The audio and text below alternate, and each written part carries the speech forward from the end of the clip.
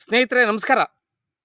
1999ರಲ್ಲಿ ಸಂಯುಕ್ತ ರಂಗ ಸರ್ಕಾರಕ್ಕೆ ನೀಡಿದಂಥ ಬಾಹ್ಯ ಬೆಂಬಲವನ್ನು ಕಾಂಗ್ರೆಸ್ಸು ಹಿಂಪಡೆಯುವುದರೊಂದಿಗೆ ಐಕೆ ಗುಜ್ರಾಲ್ ನೇತೃತ್ವದ ಜನತಾದಳ ಪಕ್ಷದ ಚಕ್ರದ ಗುರುತಿನ ಪಕ್ಷದ ಸರ್ಕಾರದ ಪತನಕ್ಕೆ ಕಾರಣವಾಯಿತು. ಅದಾದ ನಂತರ ಆ ದಳ ಬಿಹಾರದಲ್ಲಿ ರಾಷ್ಟ್ರೀಯ ಜನತಾದಳ ಮತ್ತು ಸಂಯುಕ್ತ ಜನತಾದಳವಾಗಿ, ಒರಿಸ್ಸಾದಲ್ಲಿ ಬಿಜು ಜನತಾದಳವಾಗಿ, ಲೋಕದಳ, ಅಕಾಲಿ ದಳ, ಈ ರೀತಿ ಹಲವು ದಳಗಳಾಗಿ ವಿಭಜನೆಯಾಗ್ತದೆ. ಅದೇ ರೀತಿ ಕರ್ನಾಟಕದಲ್ಲಿ ಸಂಯುಕ್ತ ಜನತಾದಳ ಮತ್ತು ಜಾತ್ಯತೀತ ಜನತಾದಳವಾಗಿ ವಿಭಜನೆಯಾಗ್ತದೆ. ಇಲ್ಲುವೆ ಚಕ್ರದ ಗುರುತು ಹೋಗಿ ಬಾಣದ ಗುರುತು ಮತ್ತು ಟ್ರ್ಯಾಕ್ಟರ್ ಗುರುತಿನ ಜಾತ್ಯತೀತ ಜನತಾದಳ ಎರಡೂ ಕವಲುಗಳಾಗಿ ಉದ್ಭವ ಆಯ್ತದೆ. ಅದಾದ ನಂತರ ಸಂಯುಕ್ತ ಜನತಾದಳ ಬಿಜೆಪಿಯೊಂದಿಗೆ ವಿಲೀನ ಆಗ್ತದೆ ರಾಮಕೃಷ್ಣ ಹೆಗಡೆ ಅವರ ನೇತೃತ್ವದಲ್ಲಿ. ಆದರೆ ಜನತಾದಳ ಕಳೆದ 25 ವರ್ಷಗಳಿಂದ ಉಳಿದುಕೊಂಡು ಬಂದಿದೆ.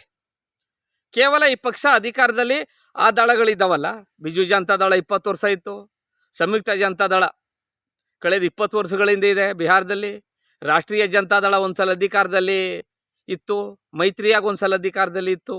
ಆದರೆ ಕರ್ನಾಟಕದ ಮಟ್ಟಿಗೆ ಹೇಳುವುದಾದರೆ ಜಾತ್ಯತೀತ ಜನತಾದಳ ಮೈತ್ರಿಯಾಗಿ ಕೇವಲ 34 ತಿಂಗಳು ಮಾತ್ರ ಅಧಿಕಾರದಲ್ಲಿರೋದಕ್ಕೆ ಸಾಧ್ಯವಾಯಿತು. ಆ ಅಧಿಕಾರದಲ್ಲಿದ್ದಾಗಲೂ ಸಾಲ ಮನ್ನಾ, ಸಾರಾಯಿ ನಿಷೇಧ, ಲಾಟ್ರಿ ನಿಷೇಧ, ಇನ್ನೊಮ್ಮೆ ಅಧಿಕಾರಕ್ಕೆ ಬಂದಾಗ ಮತ್ತೆ ರೈತರ ಸಾಲ 24,000 ಕೋಟಿ ರೈತರ ಸಾಲ ಮನ್ನಾ, ಬಡವರ ಬಂಧು ಯೋಜನೆ, ಋಣಮುಕ್ತ ಕಾಯ್ದೆ, ಪಬ್ಲಿಕ್ ಶಾಲೆ, ಮಾಸಾಸನ ಹೆಚ್ಚಳ, ಶಾಲಾ ಕಾಲೇಜುಗಳ ಸ್ಥಾಪನೆ, ಈ ರೀತಿ ರಾಜ್ಯದ ಜನರಿಗೆ ಬೇಕಾದಂಥ ಕಾರ್ಯಕ್ರಮಗಳನ್ನು ನೀಡಲು ಮೊನ್ನೆ ಕುಮಾರಣ್ಣವರು ಯೋಚಿಸಿದರೆ ವಿನಃ ಆ ಪಕ್ಷದ ಕಾರ್ಯಕರ್ತೆಗೆ ಆರ್ಥಿಕವಾಗಿ ಶಕ್ತಿ ತುಂಬುವಂಥ ಕೆಲಸ ಮಾಡಲಿಲ್ಲ. ಉದಾಹರಣೆಗೆ ಇವತ್ತಿನ ಆಡಳಿತ ಪಕ್ಷ ಇದೆ ರಾಜ್ಯದಲ್ಲಿ, ರಾಜ್ಯ ಮಟ್ಟದ ಗ್ಯಾರಂಟಿ ಅನುಷ್ಠಾನ ಸಮಿತಿ ಅಧ್ಯಕ್ಷರು, ಉಪಾಧ್ಯಕ್ಷರು, ಸದಸ್ಯರುಗಳು, ಹಾಗೆ ಜಿಲ್ಲಾ ಗ್ಯಾರಂಟಿ ಅನುಷ್ಠಾನ ಸಮಿತಿ ಅಧ್ಯಕ್ಷರು, ಉಪಾಧ್ಯಕ್ಷರು, ಸದಸ್ಯರುಗಳು, ತಾಲೂಕು ಮಟ್ಟದಲ್ಲಿ ತಾಲೂಕು ಗ್ಯಾರಂಟಿ ಅನುಷ್ಠಾನ ಸಮಿತಿ ಅಧ್ಯಕ್ಷರು, ಉಪಾಧ್ಯಕ್ಷರು, ಸದಸ್ಯರುಗಳು, ಈ ರೀತಿ ಆರ್ಥಿಕವಾಗಿ ಶಕ್ತಿ ತುಂಬುವಂಥ ಕೆಲಸವನ್ನು ಇವತ್ತಿನ ಆಡಳಿತ ಪಕ್ಷ ಮಾಡ್ತಾ ಇದೆ. ಆದರೆ ಕುಮಾರಣ್ಣವರು ಅವತ್ತು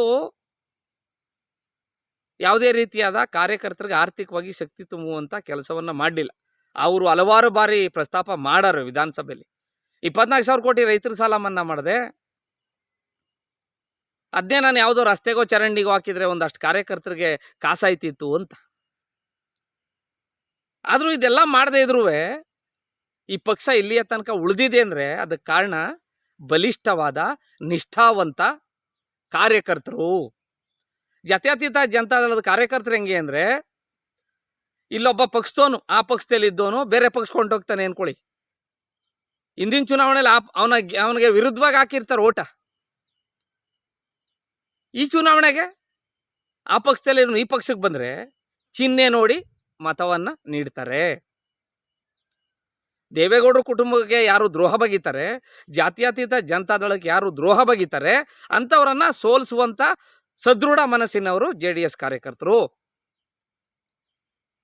ಹಾಗಾಗಿ ಕುಮಾರಣ್ಣನವರು ಕೇಂದ್ರ ಮಂತ್ರಿಗಳಾಗಿ ಹೋದ ನಂತರ ಪಕ್ಷ ಸಂಘಟನೆಯನ್ನು ನಿಖಿಲ್ ಕುಮಾರಸ್ವಾಮಿ ಅವರು ಯಶಸ್ವಿಯಾಗಿ ಜನರೊಂದಿಗೆ ಜನತಾದಳ ಕಾರ್ಯಕ್ರಮ ಜೊತೆಗೆ ಸದಸ್ಯತ್ವ ಅಭಿಯಾನ ಅನ್ನುವ ಹೆಸರಿನಲ್ಲಿ, ಜೊತೆಗೆ ಪಕ್ಷದ ಬೆಳ್ಳಿ ಹಬ್ಬ ಆಚರಣೆಯಲ್ಲಿ ಅಲ್ಲೊಂದಿಲ್ಲೊಂದು ಸಮಾವೇಶಗಳನ್ನು ಮಾಡಿಕೊಂಡು ಬರ್ತಾ ಇದ್ದಾರೆ. ಇದು ಒಳ್ಳೆಯ ಬೆಳವಣಿಗೆ. ಅದೇ ರೀತಿ ಇಲ್ಲಿಯ ತನಕ ಉಳಿದಿರುವಂಥ ಪಕ್ಷಕ್ಕೆ ನಿಷ್ಠಾವಂತರವಾಗಿರುವಂಥ ಕಾರ್ಯಕರ್ತರು ಕಷ್ಟ ಸುಖಗಳಲ್ಲಿ, ಅವ್ರ ಮನೇಲಿ ಯಾರೋ ಅಕಾಲಿಕ ಮರಣ ಹೊಂದಾಗ ಯುವಘಟಕದ ಅಧ್ಯಕ್ಷರು ಹೋಗಿ ಅವತ್ತೇನು ಹೋಗದೇ ಇದ್ರು 11 ದಿನಗಳ ಒಳಗೆ ಅವ್ರ ಮನೇಲಿ ಹೋಗಿ ಒಂದು ಲೋಟ ಬಿಸಿನೀರು ಕುಡ್ಕೊಂಡು 4 ಸಾಂತ್ವನದ ಮಾತನ್ನು ಹೇಳ್ಬಿಟ್ಟು ಬಂದರೆ ಅದಕ್ಕಿಂತ ಆ ಕಾರ್ಯಕರ್ತರಿಗೆ ಬೇರೆ ಏನು ಉಡುಗೊರೆ ಬೇಕಾಗಿಲ್ಲ. ಆ ಕಾರ್ಯಕರ್ತರ ಮನೆಯಲ್ಲಿ ಗೃಹ ಪ್ರವೇಶವೋ ಮದುವೆಯೋ ನಾಮಕರಣವೋ ಮತ್ತೊಂದು ಮಗದೊಂದು ಶುಭ ಸಮಾರಂಭಗಳಿದ್ದಾಗ ಅವತ್ತು ಹೋಗೋಕ್ಕಾಗದೇ ಇದ್ರೂ ಯುವ ಘಟಕದ ಅಧ್ಯಕ್ಷರು ಈಗ ರಾಮನಗರ ಜಿಲ್ಲೆಯಲ್ಲಿ ಆರೋಹಳ್ಳಿ ಕಡೆಯಿಂದ ಬರ್ತಾರೆ, ರಾಮನಗರ ಎಲ್ಲ ಮುಗಿಸ್ಕೊಂಡು ಚನ್ನಪಟ್ಟಣದಲ್ಲಿ ಒಂದಷ್ಟು ಕಾರ್ಯಕ್ರಮಗಳಿರ್ತವೆ, ಅವೆಲ್ಲ ಮುಗಿಸ್ಕೊಂಡು ಒಂದು ಭಾನುವಾರ ಬೆಳಿಗ್ಗೆ ಮನೆ ಬಿಟ್ಟು ಹೊರಟ್ರೆ 8-9 ಗಂಟೆಗೆ, ರಾತ್ರಿ 8-9 ಗಂಟೆಗೆ ಕನಿಷ್ಠ ಪಕ್ಷ 20-25 ಕಾರ್ಯಕ್ರಮಗಳು ಭೇಟಿ ಕೊಡ್ಬೋದು. ಇಲ್ಲದೇ ಆ ಗೃಹ ಪ್ರವೇಶ ಆಗೋಗಿರ್ತದೆ, ಮದುವೆ ಆಗಿರ್ತದೆ, ಯಾರೋ ದೈವಾಧೀನರಾಗಿರ್ತಾರೆ, ಇವೆಲ್ಲನೂ ಒಂದು ಲೀಸ್ಟ್ ಹಾಕೊಂಡು ಒಂದು ದಿನಕ್ಕೆ 2 ತಾಲೂಕುಗಳಂತೆ ಓಡಾಡಿದ್ರೆ ಕನಿಷ್ಠ ಪಕ್ಷ ಭಾನುವಾರ ಬಿಟ್ಬಿಡಿ ಮನೇಲಿ ಬಾಡು ಬಳ್ಳೆ ಮಾಡ್ಕೊಂಡು ಆರಾಮಾಗಿ ಉಣ್ಕೊಂಡು ತಿನ್ಕೊಂಡು ಇದ್ರೂ ಉಳಿದ 25 ದಿನಗಳಲ್ಲಿ 50 ಕ್ಷೇತ್ರಗಳನ್ನು ಓಡಾಡ್ಬೋದು ಒಂದು ತಿಂಗಳಿಗೆ. ಹಳೆ ಮೈಸೂರು ಭಾಗದ 60-70 ಕ್ಷೇತ್ರಗಳಲ್ಲಿ ಈ ರೀತಿ ಓಡಾಟ ಬಂದರೆ ಬಹುಶಃ ತಾವೇನು ನಿರೀಕ್ಷೆ ಮಾಡಿದ್ದೀರಿ, ಜನತಾದಳ ಉದ್ಭವ ಆದಾಗ 10 ಸ್ಥಾನ ಪಡೆದಿತ್ತು, ಅದಾದ ನಂತರದ ಚುನಾವಣೆಗಳಲ್ಲಿ 2004 ಚುನಾವಣೆಯಲ್ಲಿ 59 ಸ್ಥಾನಗಳನ್ನು ಗಳಿಸಿತ್ತು. ಅದಕ್ಕಿಂತ ಹೆಚ್ಚಿನ ಸ್ಥಾನವನ್ನು ನಾವು ಗಳಿಸಬೇಕು ಅಂತೇನು ಹೋರಾಟ ಮಾಡ್ತಾ ಇದ್ದೀರಿ. ಆ ಅಂಕಿ ಸಂಖ್ಯೆಗಳನ್ನು 65-70 ಸ್ಥಾನಗಳನ್ನು ಮುಟ್ಟುವುದರಲ್ಲಿ ಯಾವುದೇ ಸಂದೇಹ ಇಲ್ಲ. ನೀವು ಯಾವುದೋ ಗೃಹ ಪ್ರವೇಶಕ್ಕೆ ಹೋಗಿದ್ದೀರಿ, ಮದುವೆಗೆ ಹೋಗಿದ್ದೀರಿ, ಅವ್ರ ಮನೇಲಿ ಯಾರೋ ಅಕಾಲಿಕ ಮರಣ ಹೊಂದಿದಾಗ ಹೋಗಿದ್ದೀರಿ, ಒಂದು ಫೋಟೋ ಹೊಡೆದು ಮಡಿಕೋತಾರೆ ಕಾರ್ಯಕರ್ತರು, ಅವ್ರ ಮನೇಲಿ ಇಟ್ಕೊಂಡಿರ್ತಾರೆ. ಅದನ್ನು ನೋಡ್ತಿದ್ದಾಗ ನಿಮ್ಮ ಕುಟುಂಬದ ಬಗ್ಗೆ, ಪಕ್ಷದ ಬಗ್ಗೆ ಒಂದು ಗೌರವ, ಒಂದು ಹೆಮ್ಮೆ, ಇದು ನಮ್ಮ ಪಕ್ಷ ಅನ್ನೋ ಲೆಕ್ಕಾಚಾರಕ್ಕೆ ಬರ್ತದೆ. ಈಗ ಜನಗಳು ಹೇಗೆ ಅಂದರೆ, ಯಡಿಯೂರಪ್ಪನ ಕಾಸು ಅಂತಾರೆ, 5 ರೂಪಾಯಿ ಹಾಲೊಂದು ಬರೋದ ಪ್ರೋತ್ಸಾಹಧನ್ವ. ಸಿದ್ದರಾಮಯ್ಯನ ಅಕ್ಕಿ ಅಂತಾರೆ, ಕೇಂದ್ರ ಸರ್ಕಾರ ಕೊಟ್ಟರುವೆ. ಅದೇ 1200 ರೂಪಾಯಿ ಮಾಸಾಸನ ಬರ್ತಾ ಇದೆ ವಯಸ್ಸಾದವ್ರಿಗೆ. ಅದರಲ್ಲಿ 700 ರೂಪಾಯಿ ಕುಮಾರಣ್ಣವರು ಮುಖ್ಯಮಂತ್ರಿಗಳಾಗಿದ್ದಾಗ ಹೆಚ್ಚಳ ಮಾಡಿರೋದು. ಒಂದು ಸಲ 200 ಇತ್ತು 500 ಮಾಡಿದ್ರು, ಇನ್ನೊಂದು ಸಲ 600 ಇದ್ದು 1000 ಮಾಡಿದ್ರು. 700 ರೂಪಾಯಿ ಹೆಚ್ಚಳ ಆಗದೆ. ಅದನ್ನು ಕೇಳಿದ್ರೆ ಅವ್ರ ಅಪ್ಪನ ಮನೆಯಿಂದ ಕೊಟ್ಟನೆ, 24,000 ಕೋಟಿ ರೈತ ಸಾಲ ಮನ್ನಾ ಮಾಡ್ತು, ಅವ್ರ ಅಪ್ಪನ ಮನೆಯಿಂದ ಕೊಟ್ಟಿದ್ನೆ ಬಾರು ಅಂತಾರೆ. ಇಂಥ ಮನಸ್ಥಿತಿ ಉಳ್ಳಂಥ ಮತದಾರರಿಗೆ ಸಾಲ ಮನ್ನಾ ಮಾಸಾಸನ ಹೆಚ್ಚಳ ಮಾಡುವುದರ ಬದಲು ಅದೇ ಹಣವನ್ನು ಯಾವುದಾದ್ರೂ ಕಾಮಗಾರಿಗಳಿಗೋ ಮತ್ತೊಂದು ಮಗದೊಂದಕ್ಕೆ ವಿನಿಯೋಗ ಮಾಡಿದಾಗ ಕಾರ್ಯಕರ್ತರು ಸಹ ಆರ್ಥಿಕವಾಗಿ ಸಬಲರಾಗ್ತಾರೆ. ಕಷ್ಟ ಸುಖಗಳಲ್ಲಿ ಭಾಗಿಯಾದಾಗ ಪರವಾಗಿಲ್ಲ, ನಮ್ಮ ಕಷ್ಟ ಸುಖಗಳಿಗೆ ನಮ್ಮ ಪಕ್ಷದ ಮುಖಂಡರು, ಜಾತ್ಯತೀತ ಜನತಾದಳದ ಭವಿಷ್ಯದ ಆಶಾಕಿರಣವಾಗಿರುವಂಥ ನಿಖಿಲ್ ಕುಮಾರಸ್ವಾಮಿ ಅವರು ನಮ್ಮ ಕಷ್ಟ ಸುಖಗಳಿಗೆ, ನಮ್ಮ ಶುಭ ಕಾರ್ಯಗಳಿಗೆ ಅವರು ಭಾಗವಹಿಸಿ ನಮಗೆ ಧೈರ್ಯ ತುಂಬ್ತಾರೆ, ನಮ್ಮ ಜೊತೆಯಲ್ಲಿ ಸುಖ ಸಂತೋಷದ ಕ್ಷಣಗಳಲ್ಲಿ ಭಾಗಿಯಾಗ್ತಾರೆ. ಅದಕ್ಕಿಂತ ನಮ್ಗೆ ಇನ್ನೇನು ಸಂತೋಷ ಬೇಕು ಅನ್ನುವಂಥ ಅಭಿಮಾನ ಆ ಪಕ್ಷದ ಮೇಲೆ, ಆ ಕುಟುಂಬದ ಮೇಲೆ ಬರ್ತದೆ. ಇದನ್ನು ನಾನು ಫೋನ್ ಮಾಡಿ ಹೇಳ್ಬೋದು ನಿಮಗೆ. ಆದರೆ ನಿಮ್ಮ ಬಿಡುವಿಲ್ಲದ ಕಾರ್ಯಕ್ರಮಗಳ ಹಿನ್ನೆಲೆಯಲ್ಲಿ ನಿಮ್ಮ ಸಮಯ ಎಷ್ಟು ಅಮೂಲ್ಯ ಅನ್ನೋದು ನನಗೆ ಗೊತ್ತು. ಇದನ್ನು ಸಾಮಾಜಿಕ ಜಾಲತಾಣದಲ್ಲಿ ಯಾಕೆ ಹೇಳ್ತಾ ಇದ್ದೀನಿ ಅಂದರೆ, ನೀವು ಫ್ರೀ ಆಗಿದ್ದಾಗ ಇದು ನೋಡ್ತೀರಿ. ಯಾಕೆಂದ್ರೆ ನೋಡ್ತೀರಿ. ಈ ಪಕ್ಷಕ್ಕೆ ಸಲಹೆ ಕೊಡುವ, ಸೂಚನೆ ಕೊಡುವ, ಈ ರೀತಿ ಹೋಗಬೇಕು ಅಂತ ಮನವಿ ಮಾಡಿಕೊಳ್ಳುವ ಎಲ್ಲ ಹಕ್ಕು ನನಗಿದೆ.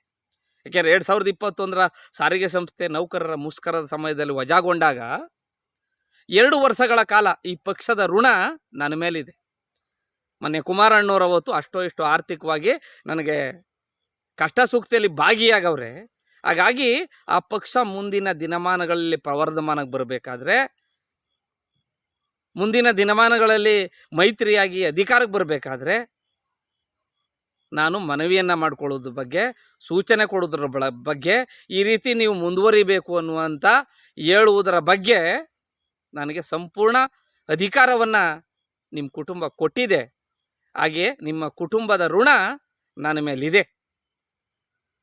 ಅದನ್ನು ಬಿಟ್ಟರೆ ಮುಂದೆ ಅಧಿಕಾರಕ್ಕೆ ಬಂದಾಗ ಏನೋ ಮಾಡ್ಕೊಬಿಡ್ಬೇಕು, ಏನೋ ಗೋರ್ಕೊಬಿಡ್ಬೇಕು ಅನ್ನುವಂಥ ಸ್ವಾರ್ಥ ನನ್ನಲ್ಲಿಲ್ಲ. ಈಗ ಬರ್ತಾ ಇರ್ತಕ್ಕಂಥ ವೇತನದಲ್ಲೇ ಭಗವಂತ ನಾನು ಹೆಡ್ತೀನಿವೆ ಇರುವಂಥ ನನ್ನ ಹೆಣ್ಮಕ್ಳು ಚೆನ್ನಾಗೇ ಸುಖ ಸಂತೋಷದಿಂದ ಇದ್ದೀವಿ ಅಂತ ಹೇಳ್ತಾ, ಮತ್ತೊಮ್ಮೆ ಯುವ ಘಟಕದ ಅಧ್ಯಕ್ಷರಿಗೆ ನಿಮ್ಮ ಹೋರಾಟದಲ್ಲಿ, ನಿಮ್ಮ ಪಕ್ಷ ಸಂಘಟನೆಯಲ್ಲಿ ಯಶಸ್ಸು ಸಿಕ್ಕಲಿ. ಖಂಡಿತ ನಿಮ್ಮ ಆಸೆ ಆಕಾಂಕ್ಷೆಯಂತೆ ಮುಂದಿನ ಸಾರ್ವತ್ರಿಕ ಚುನಾವಣೆಯಲ್ಲಿ ಮೈತ್ರಿಯಾಗಿ ಪಕ್ಷ ರಾಜ್ಯದಲ್ಲಿ ಅಧಿಕಾರಕ್ಕೆ ಬರಲಿ ಅಂತ ಹೇಳ್ತಾ ನನ್ನ ಮಾತುಗಳನ್ನು ಮುಗ್ತಾ ಇದ್ದೀನಿ. ಭಗವಂತ ಎಲ್ಲರಿಗೂ ಒಳ್ಳೇದು ಮಾಡಲಿ. ಜೈ ಹಿಂದ್, ಜೈ ಕರ್ನಾಟಕ, ಮತ್ತು ಶುಭ ದಿನ.